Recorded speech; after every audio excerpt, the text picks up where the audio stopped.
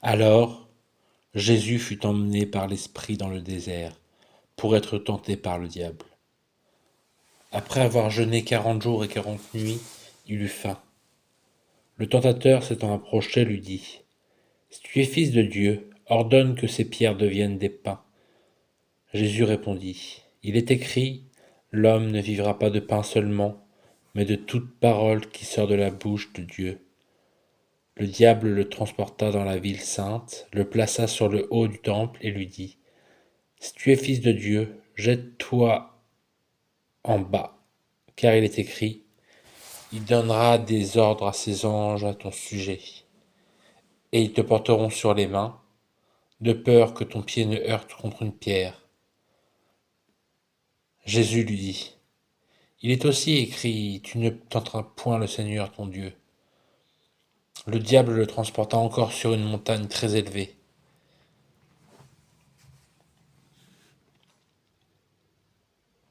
Lui montra tous les royaumes du monde et leur gloire, et lui dit, je te donnerai toutes ces choses si tu te prosternes et m'adores. Jésus lui dit, retire-toi, Satan, car il est écrit, tu adoreras le Seigneur ton Dieu, et tu le serviras lui seul. Alors le diable le laissa. Et voici des anges vinrent auprès de Jésus et le servaient. Jésus, ayant appris que Jean avait été livré, se retira dans la Galilée. Il quitta Nazareth et vint demeurer à Capharnaüm, situé près de la mer, dans le territoire de Zabulon et de Nephtali, afin que s'accomplisse ce qui avait été annoncé par Esaïe, le prophète. Le peuple de Zabulon, de Nephtali, de la contrée voisine de la mer, du pays au-delà du Jourdain et de la Galilée des gentils. Ce peuple, assis dans les ténèbres, a vu une grande lumière, et sur ceux qui étaient assis dans la région et l'ombre de la mort, la lumière s'est levée. Dès ce moment, Jésus commença à prêcher et à dire, repentez-vous, car le royaume des cieux est proche.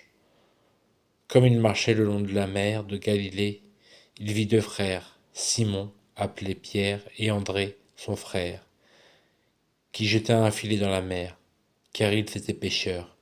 Il leur dit, suivez-moi, et je vous ferai pêcheurs d'hommes. Aussitôt, ils laissèrent les filets et le suivirent. De là, étant allé plus loin, il vit deux autres frères, Jacques, fils de Zébédée, et Jean, son frère, qui étaient dans une barque avec Zébédée leur père, et qui réparaient leurs filets. Il les appela, et aussitôt ils laissèrent la barque et leur père, et le suivirent. Jésus parcourait toute la Galilée, enseignant dans les synagogues, prêchant la bonne nouvelle du royaume, et guérissant toute maladie et toute infirmité parmi le peuple. Sa renommée se répandit dans toute la Syrie, et on lui emmenait tous ceux qui souffraient de maladies et de douleurs de divers genres, des démoniaques, des lunatiques, des paralytiques, et il les guérissait. Une grande foule le suivit, de la Galilée, de la Décapole, de Jérusalem, de la Judée, et d'au-delà du Jourdain.